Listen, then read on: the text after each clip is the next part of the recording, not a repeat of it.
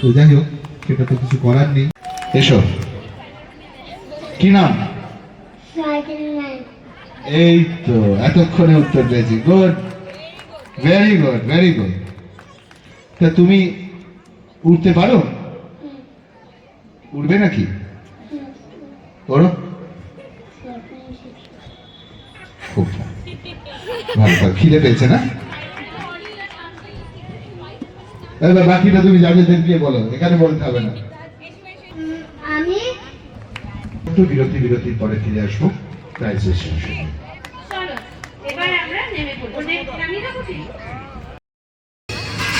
Spiderman হয়েছে আমাদের third.